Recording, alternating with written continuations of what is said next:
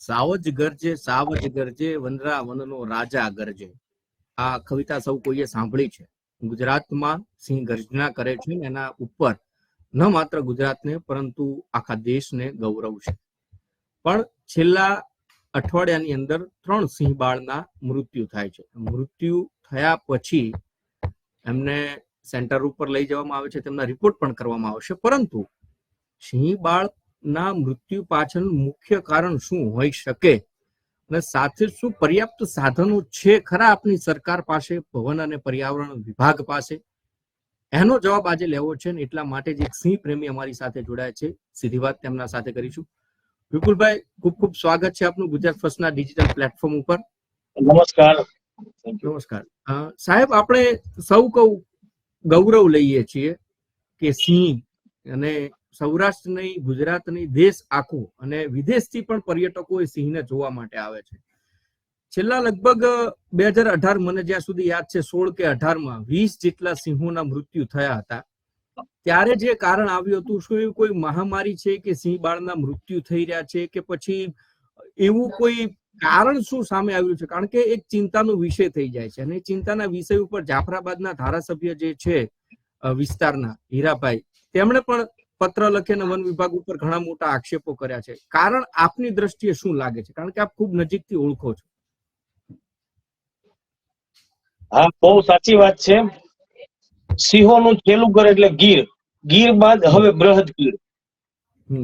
છેલ્લી ગણતરી મુજબ સૌથી વધારે બૃહદગીર એટલે કે અમરેલી જિલ્લો, અને એમાંય અમારે રાજુલા જાફરાબાદમાં સિંહોની ખૂબ મોટી સંખ્યા છે.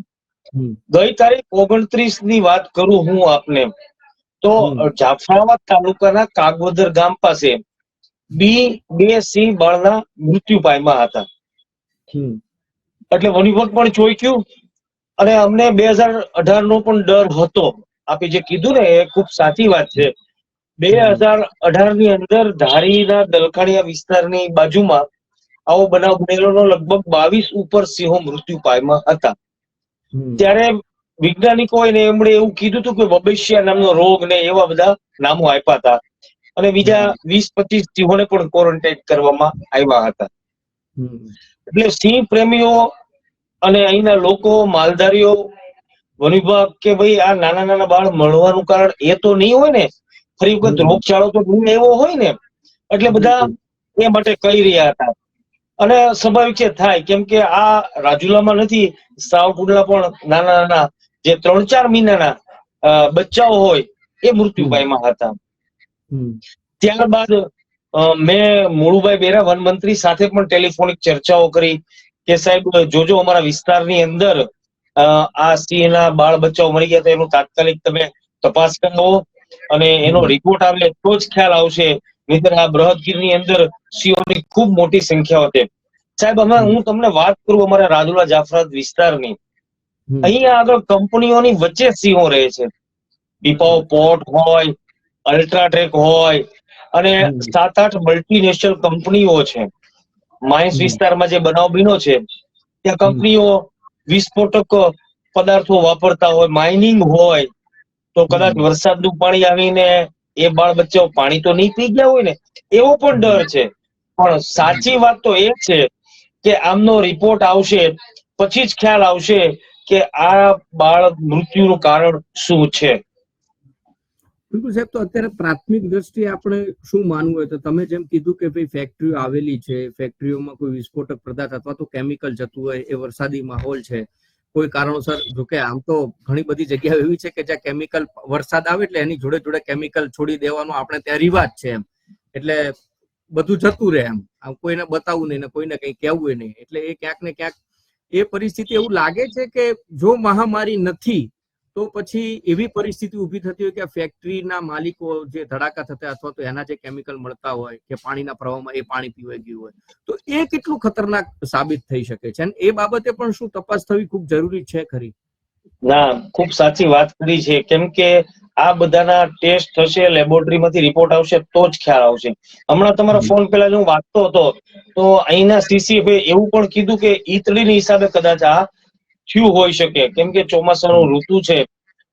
ઈતળીઓ માલઢોરમાં, મારણમાં જે ખાતા હોય અને કદાચ આવી પણ ગયું હોય તો સાચી વાત તો એ રિપોર્ટ આવશે પછી જ ખ્યાલ આવશે કે આનું સાચું કારણ શું છે. આજે તમે હું બધી વાતો કરશું, જેટલી મોઢા એટલી વાતો, પણ રિપોર્ટ ફોરેન્સિક લેબોરેટરી એના બ્લડ સેમ્પલ બધા લીધા છે અને જો એ સામે આવશે તો જ સાચો ખ્યાલ આવશે.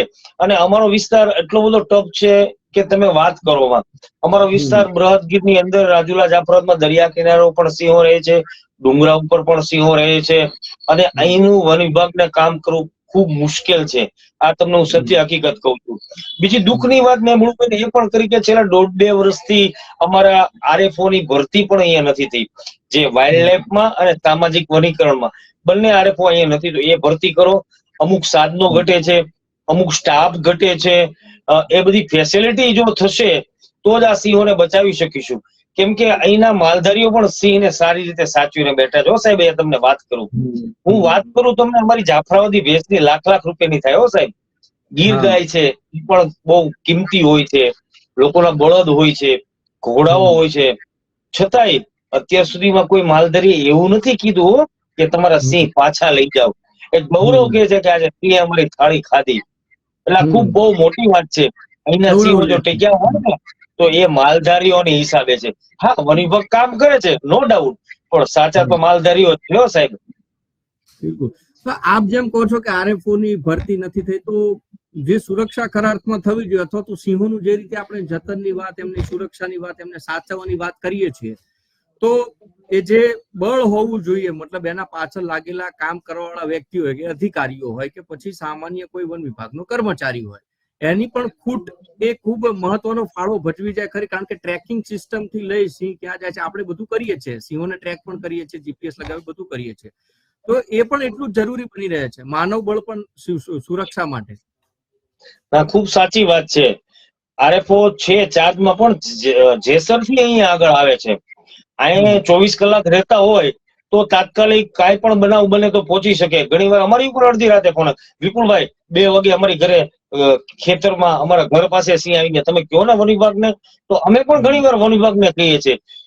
તો આરએફઓ સાહેબ જો અહીંયા સ્થાનિક લેવલે હોય તો એ દોડાદોડી કરી શકે ને તાત્કાલિક થઈ શકે. આપણે ખૂબ વાત સાચી કરી. એટલે સ્ટાફની ભરતી છે, સાધનોની કમી છે અમારા વિસ્તારની અંદર, અને આ આરએફઓ ની ભરતી ભરાય. કેમ કે અમારો વિસ્તાર તો સાહેબ છે ને, પીપાઉથી લઈને સુરેન્દ્રનગરની રેલવે બ્રોડગેજ રેલવે લાઇન પણ છે સાહેબ.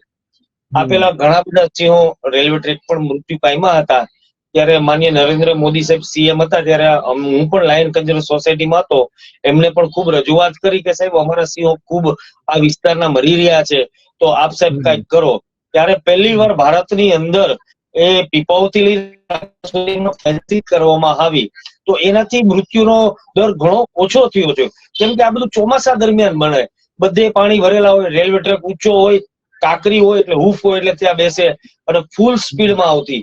ત્યારબાદ અમે વન વિભાગને પણ કીધું કે ભાઈ આ ગુડ્સ ટ્રેનની જે સ્પીડ છે એ ખૂબ મોટા પ્રમાણમાં છે. એમણે રેલવે સાથે બેઠક કરી અને સ્પીડ પણ ઘટાડી છે. આજે 40 જેવી સ્પીડ ગતિ આ રાજુલાથી લઈ અને છેક લીલિયા સુધીમાં એ કરવામાં આવી છે. અને જે તે વખતે મેં સરકારનું પણ ધ્યાન દોરેલું કે આ રેલવે ટ્રેક નખાય છે તો નીચે પુલિયા કરવામાં આવે તો સિંહનો કોરિડોર ચાલુ રહે. એટલે આ રીતે આ વિસ્તારની અંદર કામો થયા પણ છે. બીજું હું તમને કહું એક વાત કે 2013માં પહેલો સિંહ અકસ્માત ટ્રેનની અંદર 2 સિંહના કમોત થયા હતા, અને એ 2 સિંહ ખૂબ જ પોપ્યુલર હતી, લોકોની વચ્ચે રહેતી હતી, અને એકનું નામ હતું સુંદરી અને એકનું નામ રૂપસુંદરી હતી. સાહેબ ત્યારે હું વાઇલ્ડ લાઈફ વોર્ડન પણ હતો, અને અમે પોસ્ટમોર્ટમ કરવા ગયા ધારેશ્વર નર્સરીએ. ત્યારે ડીએફઓ સાહેબ અંશુમન સાહેબ હતા, અમરેલીના ડીએફઓ મકવાણા સાહેબ પણ હતા. એ પીએમ રિપોર્ટ કરતા હતા, અને ડોક્ટરો મને કહેતા હતા કે વિપુલભાઈ તમારા સિંહ ખૂબ તંદુરસ્ત છે. ત્યારબાદ એ સિંહણનું જયારે પોસ્ટમોર્ટમ અંદર ખોલ્યું ત્યારે ખ્યાલ આવ્યો કે અંદર 3 બચ્ચાઓ હતા, એટલે કુલ 5 મોત થયા હતા.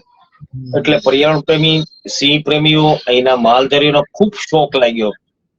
પછી નેચર ક્લબ ફાઉન્ડેશન દ્વારા, અને અમારે ઘેરાઈના હરસુરાતા છે, એમણે એમની કિંમતી જમીન આપી. જ્યાં રેલવે ટ્રેક ઉપર બન્યું હતું ને, દુનિયાનું એકમાત્ર સિંહણ સ્મૃતિ સ્મારક ત્યાં આગળ બનેલું છે. દર સિંહ દિવસે દિવસે, લાયન ડે ને દિવસે ત્યાં આગળ સિંહ ચાલીસાનું આયોજન કરવામાં આવે છે, સત્યનારાયણ બાપાની કથા કરવામાં આવે છે, ઢોલ નગારા, આરતી અને પ્રસાદ થાય છે. વન વિભાગ સાથે રહી છે. અમારા ધારાસભ્ય હીરાભાઈ સોલંકી આવે છે, સ્કૂલના બાળકો. એટલે તમે એ ઉપરથી સાબિત કરો. આજે તાજમહેલ હોય તો કેમ કહે છે કે લવ ઓફ સિમ્બોલ, એમ અમારું સિંહણ સ્મૃતિ મંદિર માત્ર દુનિયાની અંદર એક છે. શું કામ?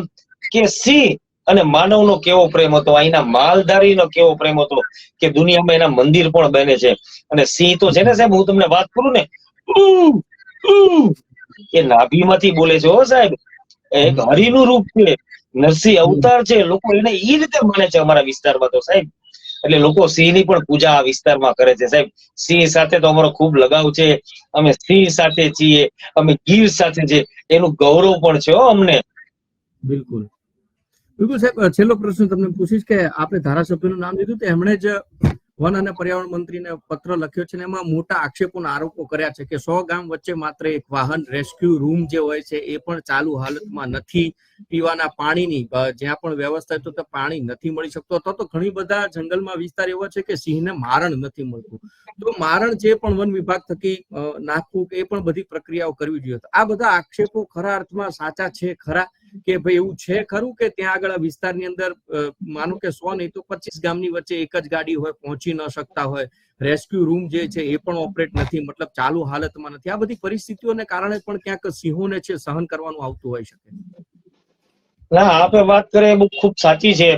કેમ કે અમારા વિસ્તારની અંદર એક એનિમલ કેર સેન્ટર બીનું એ હજી ઉદ્ઘાટન નથી થયું.